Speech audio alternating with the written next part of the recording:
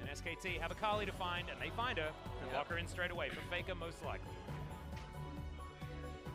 It's nice that you do point out for most likely being Faker, although Akali is able to go top lane. Summit is an absolute monster on the top Akali. One of the only ones that's really been able to make it work alongside, I guess, Rascal.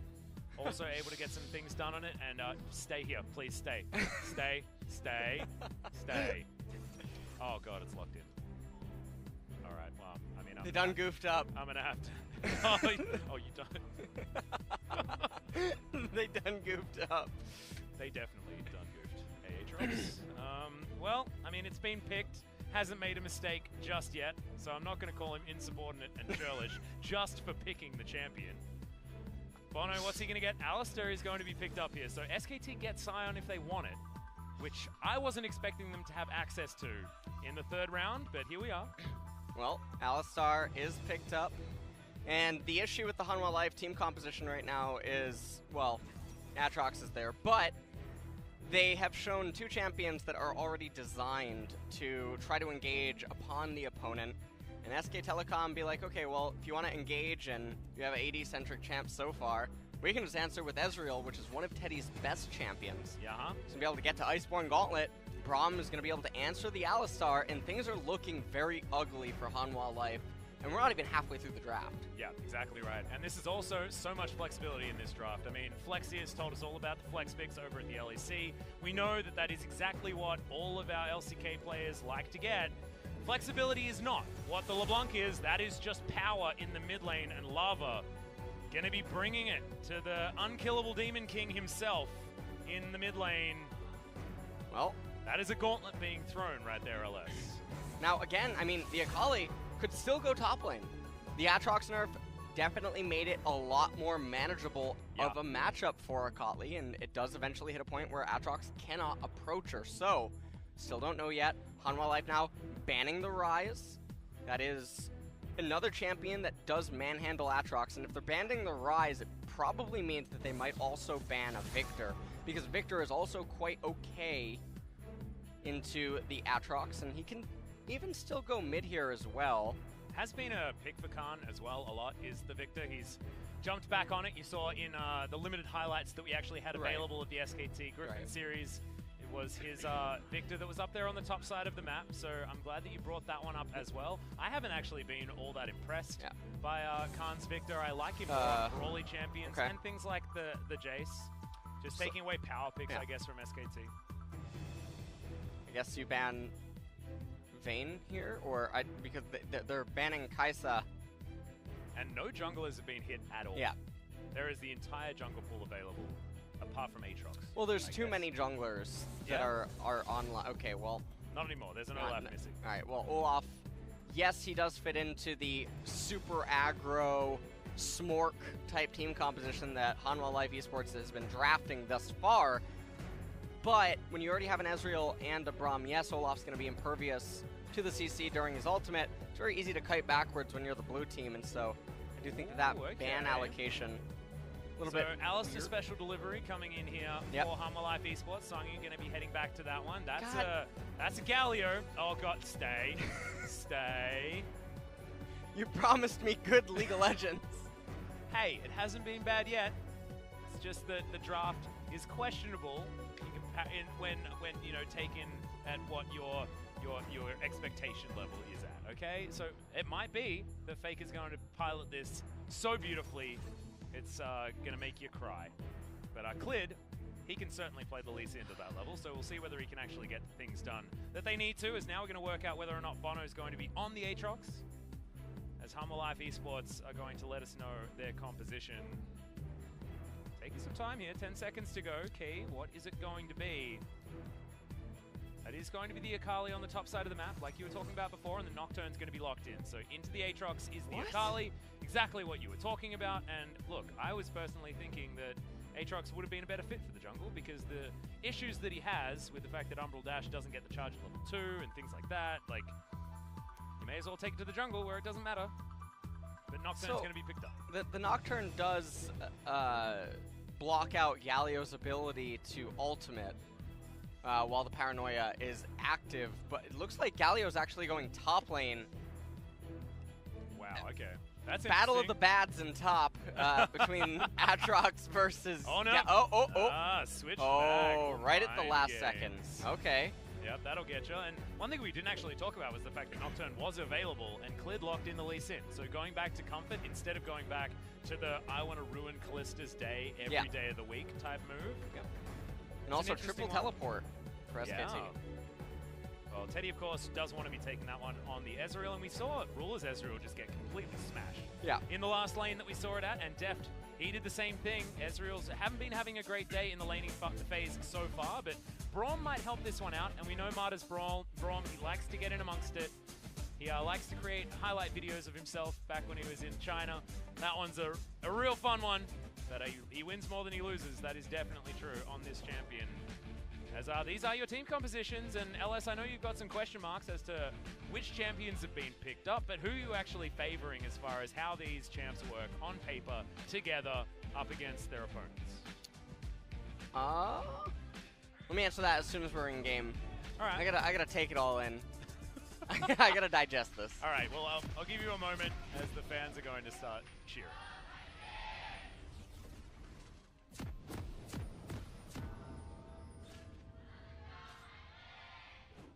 Fair few Hanwha fans, as hopefully LS has done some digesting. Just to let you guys know, I know we're not on screen anymore, so I will need to keep you updated. LS is still here. We're fine. Involuntarily. Alright. Oh, man. Oh, God. Alright, so, thinking about it, I mean, it's interesting. If the blue team composition does fall behind, they have the luxury in knowing that Hanwha Life sort of has a reliance on Baron in order to end the game, unless, of course, the Nocturne or LeBlanc are just so big that they can absorb 1 or 2 turret shots and delete someone anyway, and that'll open up the base without a Baron. Outside of that, SK Telecom does have more gears available to them. Akali having the teleport later on into the game can split push against the Atrox, but does have to be cautious of the Nocturne when getting ulted onto. It's really coming down to Akali and Ezreal versus mostly LeBlanc. That's what the real focal point of this matchup is. I thought we were about to have a pause. Well, we did. It was thankfully just a visual bug, so we're going to be completely fine. Both of our junglers starting on their red buffs. They're going to be opposite side starts here. We'll see whether we get vertical jungler. It looks like Bono is going to be heading towards his bottom side. See where he's heading. Clid down towards his Krug camp. So both junglers staying bot side, as our Bono will walk over this ward as he heads towards the Rift Scuttler. Yep. The interesting thing here is that you can see that Bono is posturing the way that he was in the event that Lee Sin would try to come over to get the Scuttle Crab, while LeBlanc does have priority and Songyun and Ki can try to collapse. So what he's trying to do here is he goes from red immediately to the Scuttle Crab. Now he'll consume his entire blue side jungle, and he will mirror Lee Sin's movement to the left-hand side of the map. And even though this slows down the rubber banding on the Wraith and Golem's camp, it does allow him to protect his laners and match gank mid if need be, so that Lava can just keep doing what he's doing. Might be able to threaten double Scuttle Crab as well with that particular start. So Clid, like you say, is going to be taking his Raptor camp. Moving on up to see how full clear this is going to be for the Lee Sin. Khan with a shove on the top side, and Khan on the Akali. We'll see how he's going to go. Of course, we know Khan as, okay, here's the flash. Clid's going to turn up mid lane, and this is not what we're expecting, but it's certainly a welcome one for SKT fans. First blood to the clean Lee Sin of the mid lane. And this is really problematic because Galio has teleport. He's going to get this entire wave. LeBlanc's going to lose it. So Faker already off to a massive advantage. Means that Clid transitions into this Rift Scuttler as well, so able to even that one out. Able to take another quick look at this. And Lava, I mean, it feels like you should know that it's about to come because of how Faker's moving, but nonetheless, he gets locked up by that taunt, and it was just a very clean kill. Yep, and his only option was to flash extremely early in order to avoid that. And that could have just been a really silly flash in lane, theoretically, if the Lee Sin wasn't actually there. So really nicely done by SKT, just to force the envelope. And what were we talking about when they were up against Griffin? They spent an entire game doing nothing. 28-minute first blood. SKT with the more proactive composition, not being proactive. Well now, first blood at 3-4 minutes. That's about the adjustment that you want, as that's triple dank, Seal. Is that 2 dank? It's not necessarily 2 gank. The LeBlanc doesn't have teleport, so you can try to abuse the extra mana and the AP as a way to fight back economically inside of the lane. And rather than trying to necessarily kill Lava, especially when you don't have your flash available anymore, you can just try to attack the mana pool of the opponent and basically say, okay, I didn't kill you, but I get to stay for a minion wave that you don't, so I basically assisted you. Yep. All right, well, he's going to have a stack on all of them as well after that assist did come in, so he'd already gone back to purchase them. So nicely done. Cleared down here on the bottom side of the map. Not actually going to start up his Krugs just yet. Looking for a potential lane gank as Sungyun's very low on mana. Faker coming down, getting control of the vision, and that's what happens when you do get priority in that mid lane. Pono's going to immediately clear out the control ward though, and because Klid was taking his Krugs, not able to actually do any damage. Kalista goes back home, gets the Berserker's Greaves, and hop, skip, and jump. A whole lot better with the Martial Poise now. Yep. Martial Pose, sorry. Everyone says poise, but it's not actually poise, it's pose. Good place. I love it. Yeah. Absolutely love it. You know what else I love? What do you Akali. love? Yeah? You know what I hate? What? 9.3? No, you were expecting me to say Atrox, weren't you? No. All right, I would good. never expect you to present any hatred towards the champion that you've been telling people never to pick again. All right. I thought you'd be totally into that. Now, speaking of things I'm totally into, Galio level 6, looking for some sort of a potential roaming play. Not quite sure what the size of the bottom wave, or the bottom lane minion wave is, but looks like they can't actually look to make anything happen. Nocturne's still not level 6. But offering a lot of pressure is Faker just by hitting that level 6, so I like that one a lot. That was very cute, actually. Dodges out of the way of the distortion. With Justice Punch, Klid gonna come on over. Oh, that was almost really nice timing, but doesn't decide to opt in for the Q. Finds it anyway. But Bono's waiting in the area. He just cleaned out vision. And SKT, not gonna be overly aggressive, as this minion wave is slightly over Lava's side of the map. But, it looks like they want to make something happen. Yeah, and that is real dangerous. That is all Bono just trying to clear this minion wave so that Lava gets a good back timing, but Klid decided to stay along with Faker. Not going to be able to get anything for free here. So I think Nocturne just pinged Wraith Camp, Red Camp, and I think what? Oh no, never mind. I thought he was trying to tell his teammate that I need these two to get 6. Already has it, actually. Yeah, he already has it. He just got it off the Wraith Camp. So I guess I don't know what the 2 pings were for. Maybe him just saying no, I just want to get red instead. And meanwhile, SK Telecom, they're going to get themselves an extremely early Ocean Drake. Yeah, and Faker's going to clear out this minion wave. He's under no threat. You've got Khan backing on the top side of the map. That was a free Drake and a very controlled play. This is what we were expecting after watching SKT in the Kesper Cup. It was super clean. A lot of their macro was unanswerable in a lot of ways just from getting small advantages. And that first blood put them in a position where they can make plays like this, and Hanwha have no way of actually challenging it. And I might sound really, really excited. There's a reason for that. That's because so far, this series is very different to our one prime. Yes, it's already off to a much better start. Now, the Ocean Drake, not going to do the most for Klid and Khan. They do not have any mana, but for the Ezreal and the Galio, getting it this early is definitely very welcome. Yeah, absolutely fantastic. And, you know, Faker, the nerf to the Galio was partially to do with the mana cost on the Q, and the Ocean Drake should help mitigate that at least. I mean, that's the least of his worries as far as the nerf's concerned, but still, it's one of them. It's a thing. Sungyun and Key sort of floundering here a little bit, not wanting to press too far forward on the bottom side of the map, and you can see Teddy and Marta very comfortably clearing out these minions. Sungyun doesn't want to be taking too many of those for free. And you can see Teddy's gone for, I want to have the best laning phase possible, delaying the tier to finish his Sheen. See where Teddy's going to go as far as his Ezreal build is concerned. He might be going to Trinity Force again. He is one of our Ezreals that likes it a little bit more than others. Well, today, earlier. A lot of Iceborne Gauntlet. Is that True Shot Barrage? Half of Key's health bar. Yep.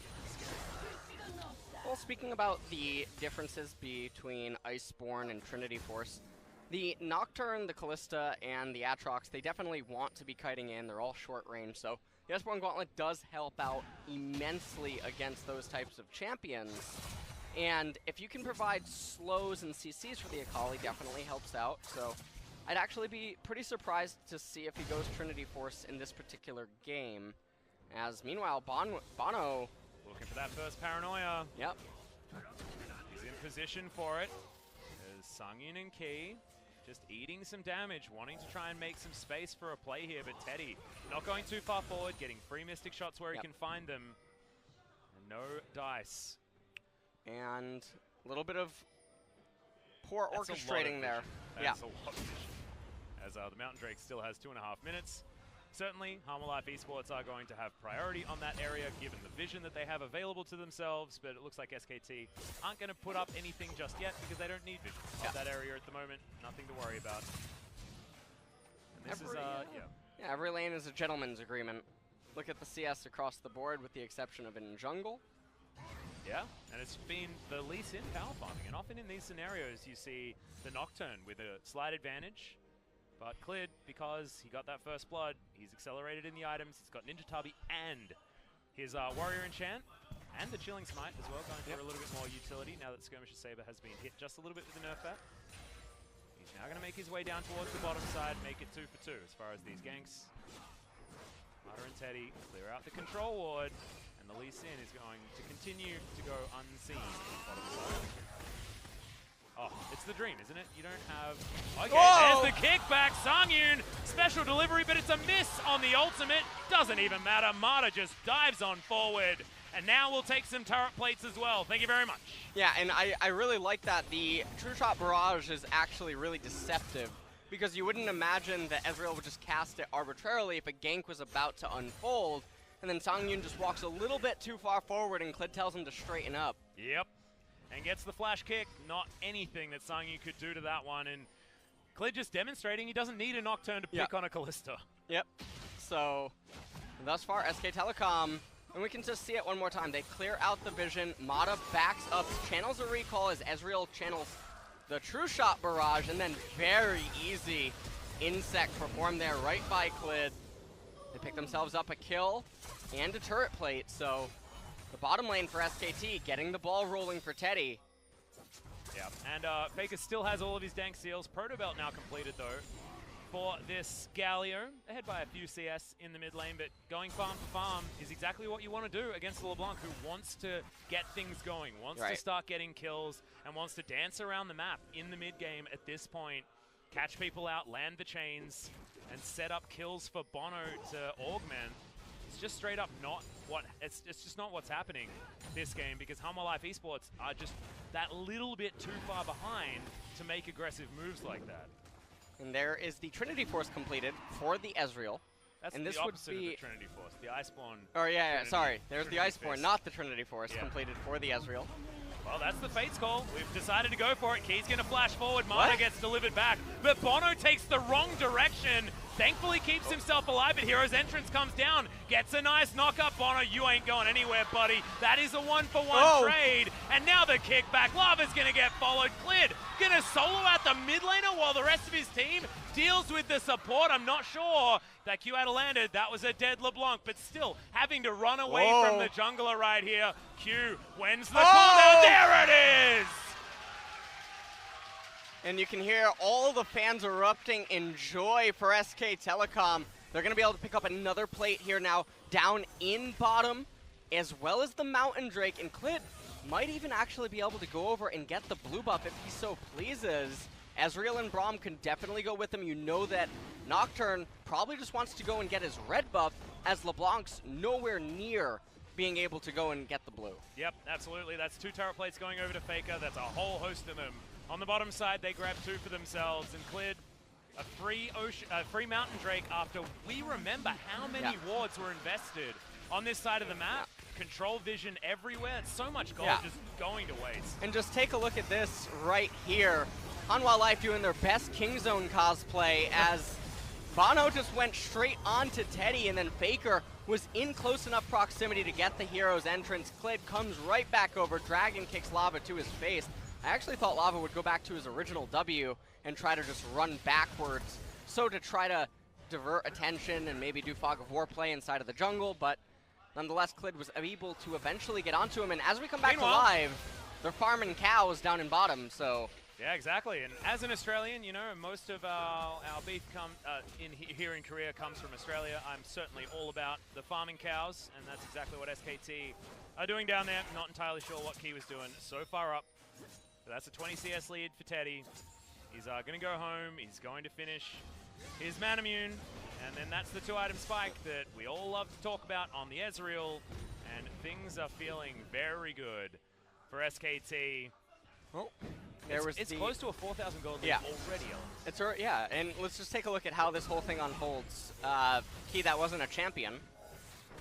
Well, Braum, pretty cool champion sometimes. And that's just an ult, an ignite, a Q, and he's dead. Yeah. Wow. It's pretty clean, actually, by SKT, as it all turns out. At the moment, we've got Shelly being beaten on by Hanwha Life Esports, but Clid, Khan both setting themselves up. Marta's going to come on in here. They've got control vision of the area. Tal's going to come on over, but half the health bar right now. I don't know what Hanwha's doing. Softens 3 of them. No more spell shield for Bono. As Faker's just able to go in, get proto belt damage, and the reset. Oh, it's a disaster for Hanwha. They wasted so much time and so much of their health bars. And Teddy, meanwhile, is going to get waves that Songyun is not allowed to get to. Bottom lane's recalling now. There's already level gaps in the bottom lane and I believe in the mid lane. I think Faker's about to level up, whereas Lava just leveled up. These turrets are about to all fall, and the gold lead is just going to become so big for SK Telecom. It's going to explode, and what I love is that this is the SKT that we were expecting moving into this series. This is the SKT that you and BBQ suffered against in the Kesper Cup, the one that was controlled, the one that was oppressive. I'm sorry, that's rude. No, it's true. But that's what I'm talking about. This is what you want, because you don't want to have this SKT not be able to perform to that level. And Lava is going to die at the hands of it. Winds of War. It doesn't feel like it's a war anymore. This feels like just one team being way better than another. Well. Oh man, it's just picks after picks. Braum pretty damn good at it if he finds you in the jungle. That's the ultimate. That's double ultimate from the bottom lane. Traded for just a true shot barrage that Teddy wants to use on cooldown anyway. And the gold lead now is about 5,000 gold. That is a fantastic 8-pack. Yeah, damn right it is. All right, and what we're seeing right here is FedEx in the mid lane about to give the blue buff back over to SK Telecom. Yeah. And that was a very easy kill yet again. Yeah. I don't the know, gentleman's lane, top lane. I think he paid for priority on that one. Tal going to clean up this minion wave. And 3-0-1 for both Faker and Clid. And Teddy, 1-0-3. The Ezreal having the easiest time of his life. Hasn't stacked up his first tier just yet. So just going to go for the Lost Chapter. Building towards his double tier scaling.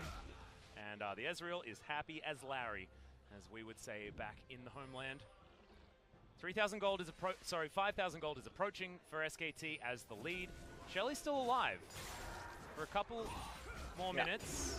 And I would hope that SK Telecom would basically acknowledge that getting a second Ocean Drake right now isn't a larger priority than making sure that they capture the Herald, especially because they're so far ahead.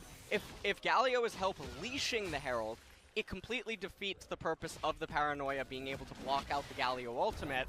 And so as long as he's in close proximity, which he is right now with the Lee Sin, there's absolutely no way for Hanwha Life to contest this. They're just going to have to give it up. Look at all of SK Telecom's tier 1 turrets. They're all basically 100% HP. This is more reminiscent of that perfect game that they were able to get in the Kesper Cup than any other game that we've had. Yeah, against that team BBQ. SK Telecom were you can hang your hat on something. You can hang your hat on something. You were there to witness the most perfectest game possible. Well, you can eat chicken. Right? I miss those days. Come on, get BBQ back into the LCK. In time. Yeah. We'll get there. We'll get there. SKT sieging on the inner turret on the top side of the map. We have moved up to a 6,000 gold lead. Faker just proto-belting around in the mid lane. Feeling about as comfortable as he wants to. 7 stacks on both of his dank seals. Had to sell one of them, but that's okay. And Lava coming on over. This is the most anemic LeBlanc ever, though. And basically he's just chain CC at this point, and that's not CC after CC after CC, that's one chain that he has to land in order to be relevant. Yeah, and I'm just not quite sure what anyone on Hanwha is supposed to do. Their team composition needed to be ahead. We talked about that. This isn't a team comp that can use Baron, or they can't not use Baron in order to break into the base of SK Telecom. Without any gold advantages on any of their teammates, they can't even dive the tier 1 turrets. Yeah. And SK Telecom, they're getting too far ahead. I love the itemization out of them. You have the Ninja Tabby on Ezreal. You have the Iceborne Gauntlet. You have Lee Sin, it looks like he's building into Knight's Vow. And at this point, if you just get a Seeker's Arm Guard into Zanya's on Akali, there's no chance for a Aatrox or Nocturne or Kalista to do any damage in the team fights. Yep. It's just impossible. And I just want to sort of back up the drafting of Hanwha just a little bit, just to talk about, like, at the moment, it looks like this draft was just silly, right? But they have so many tools in the mid-game to actually make things work. Yeah. Unfortunately, that dive happens on the bottom side of the map. Bono clicks on the wrong champion, everything goes wrong, and then there's no way back in afterwards. But otherwise, this composition actually looks quite nice from Hanwha. Yeah, in the mid-game. As long as not everything's going catastrophic, which it did. Yeah. The only real issue I would take with it would be the Aatrox. Yeah, I mean, never gonna let that go. I mean, if we were in a different patch, then maybe we'd be okay. Especially then Faker would get away with having his Galio in here as well. Seeing Galio is certainly to mixed success in the mid lane, but Faker makes it look pretty easy after being hand-delivered a first blood. And look at Lava. It's just, I'm used to looking at this guy on LeBlanc and being terrified, you know, being ready for him to come in and blow someone up. But right now, I don't even think he could get half the health bar out of Teddy with a combo. I don't even think he can actually go on Teddy without potentially losing his own life. So that's definitely the scary part. And here we go. They're all in. And Galio is so yet close. Again. And in fact, SKT just take this as their turn. Key almost dies before doing anything. Klid's going to kick back Tal. World Ender has to be used. And that is a lot of value on the Proto Belt. Key able to get out of the way of the Winds of War. But SKT just say, all right, head back to your fountain. That's fine. We'll just take your inhibitor. Yeah, and okay. All right, well, Lava having to back up right there. The inhibitor is now exposed. SK Telecom not going to take it. I love this so much. If they were to take it at 22 minutes, it's still too early. They don't have necessarily the resources to just go to Baron and start doing it immediately whilst ignoring Hanwha Life, and then you would have your super minions deleting an entire lane from you, and it would allow Hanwha Life Esports to slowly recuperate over the time of the inhibitor being taken. No, I think that's fantastic to point out. And SKT go back now. They don't have to risk anything because they're not waiting around for the to take the Baron, take the inhibitor, sorry. But we're going to check this out once again. This Key just gets exploded. And Galio is in such close proximity. Nocturne can't actually go in because Galio can still see his teammates. And right there, Aatrox got told to take his butt down to Oshag Hennessy's office. Damn right he did. Running back to the fountain. You done messed up, Aatrox. That is not the experience that you want. But look, maybe he'll learn. Maybe he'll learn. But if I've seen the skit, he doesn't. Well, Lava will get a control ward. That is in the positives column here for Hanwha Life. Klid searching around. SKT need to tidy up their vision. I mean, these two control wards that are in this area probably don't belong here. If you're an SKT fan looking at the analytics. But Bono comes on over, and SKT, the Death Squad, moving on out, clearing out vision, getting on in there, and you know that Mud is going to be around. Going to be denying the vision for Hanwha. And it's an 8,000 gold lead. I mean, this is getting out of control. 23 minutes into the game. Guardian Angel for Lee Sin. Love it. Yeah. Decides to give up on the Knight's Vow early. And because he had the extra money, may as well. And, you know, the whole reason for the Knight's Vow and why, you know, some people might be wondering, well, why is it so good? Well, LeBlanc's an assassin and so is Nocturne, and they have to go in on one of your teammates, in which case, because you have the poke with Galio and Ezreal, you don't need to be looking for these insect Lee Sin kicks to start off the fights. Ezreal and Galio can do it for you just by throwing Qs out endlessly. Yeah. So as long as you're just protecting them with the Knight's Vow, you remove options from the enemy team. God, it's so dark. It is so dark. Saw the vision toggle just there. Thank you very much, observers, for letting us know that Hanwha have no right to see anything in their own jungle. This is what we were talking about before. This is the level of vision that SKT can provide. Marta throws out the Winter's Bite, and it has to be respected. That red buff belonged to SKT. This is their side of the jungle now. And another mountain coming up. As long as they get that, that enters into the realm of being able to two-man the Baron. Ezreal and Lee Sin, or Akali and Lee Sin. Clid not going to find the Q. Yep. Lava distorts back, and Clid, the reason he missed that is because he just wasn't expecting LeBlanc to be there. He is he's definitely walking into a lot of fog of war here. Yeah, well, we've got the Mountain Drake just spawned. True Shot Barrage just scouting things out. But some vision coming back, as this is the dance that we talk about, Control Ward dance. Clid the only one with one in his inventory, as far as I could tell. Him and Teddy going to easily be able to take this one down. Double Mountain means that Baron is basically free, because they are going to kill it so quickly, especially for how accelerated they are and how much damage there is on this squad. Whether or not Khan comes down, to be honest, like, he can stay in a side lane and just continue putting on pressure if he wants to. Yeah, and there's still a bottom tier 2 turret existing. Yep. So it's not like being in this lane is not accomplishing anything. And Faker's going to face check, though, and there's a headbutt back.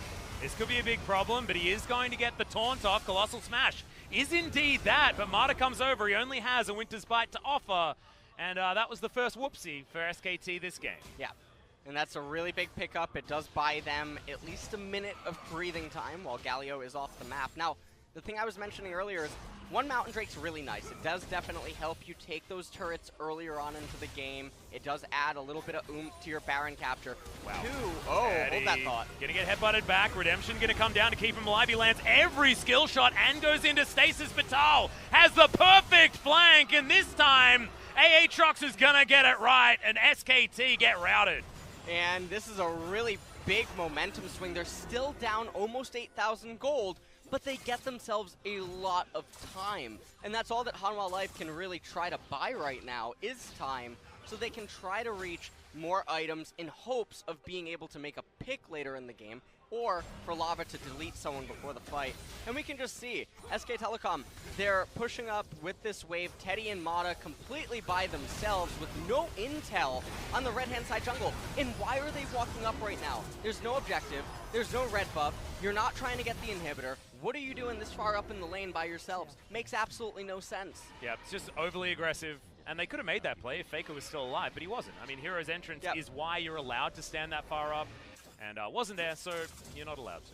Play with some respect. However, they've still got 7,000 gold advantage. And they've got CS leads absolutely everywhere. Yep. Everything's fine, but you can't be making whoopsies like that. And this is one of the things that has concerned me with SKT is they get these massive edges. They have massive edges even inside of the team compositions, even disregarding their gold advantage. And they're not figuring out ways of what to do with it. You have such a massive lead, and Hanwha's team composition can't play front to back. It can't kite backwards. Start the Baron, control the vision around it, and force them to come into you, and then you just take a team fight because you're up 10k gold. I don't know what's so complex about that. Well, we'll find out. We'll see whether SKT can actually execute it this time around, maybe being a little bit too lax in how they're playing this one out at the moment, but you can understand why, because they have been smashing the early game with very, very clean League of Legends. They have bought themselves some theoretical mistakes, but that is not what you want to see. Now moving over, we'll see whether Clid actually starts this Baron, because they've only got one control ward in the back of the pit. Otherwise, it is pure darkness. Damn, that is a lot of zombie wards in that pit. It's like the barn in The Walking Dead. Yeah. Oh, God. Oh, Thankfully, man. I did my research on Walking Dead. I started watching that series only 2 months ago. Finished it. Not sure how I feel, necessarily, but it wasn't You watched bad. all 9 seasons so far? Really? Yeah. That's a binge. Yeah, no, I went in. Yeah. Here we go, wow. Yeah, we've started All right, off it Baron, only took us 5 minutes. and Faker can play Keeper here. All right. Not sure whether the vision is going to be available. Teleport from Akali very early as they dive into the pit, trying to make it a 50-50, but that ain't one of them. As the Guardian Angel gets popped instantly. They had to go for it, but it didn't work. All right, and now with the Baron, this is very easy to be the Doom push. No wave clear on the side of Hanwha Life Esports. Nocturne still down for another 30 seconds. They're Fnatic brushing without sweeping. That's the flash forward. Fate's call comes in, but Sangyun, can he deliver the... Oh, no. Man, that was like... That was the wrong way. That was special delivery. Oh, man. He asking SK Telecom, they need a sub-support. Yeah, I was going to start, you know, making a reference to how good delivery food is here in Korea, but I thought maybe that was too much. Lava going to dart on forward. Faker does have the flash available, but can't quite find the taunt. And they're looking just to brute force this game. They're not really caring too much as Clear just goes in and one cycles the Aatrox.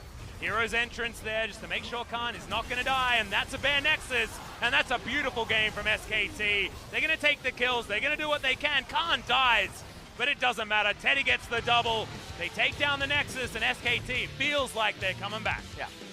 And it's kind of interesting where it feels like maybe those deaths caused them to panic and they're like, okay, we have to do something else.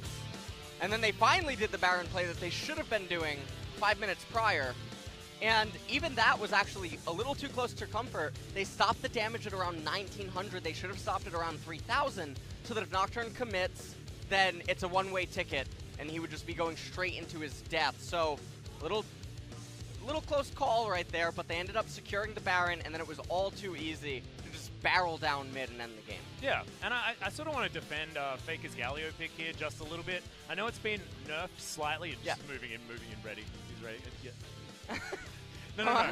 It's just that SKT play around Galio pressure so extraordinarily well. As far as like how they build team compositions, I feel like Zephyr has that one nailed. Like every time Galio is in the game, he's like, I know what to do. But some of the other ones have been a little bit questionable. Yeah. Like up against Griffin, they struggled to make things work. Yeah. This time around, they forged themselves a Galio comp, and it works as it's written on the box, like it's supposed to. But that game was entirely about Clid just being way better than everyone. He was so incredibly good. And there is no... He got the ball rolling. I don't think you're allowed to let him have Lee Sin anymore. I think he's proven that Lee Sin just too good in the hands of Clid. He is way too clean. I would be really surprised, actually, if SK Telecom can draw a Galio ban on this patch just because of They Faker. might be able to, yeah. That'd be quite sad, but take a look at the damage chart as Teddy doing enormous amounts of damage. Khan, I mean, the only reason that his damage isn't that high is because he was in a gentleman's agreement in top lane. Yeah, they were just farming alongside one another, but I just want to epitomize this game. Marta did 100 less damage than the LeBlanc on the other team. Yeah.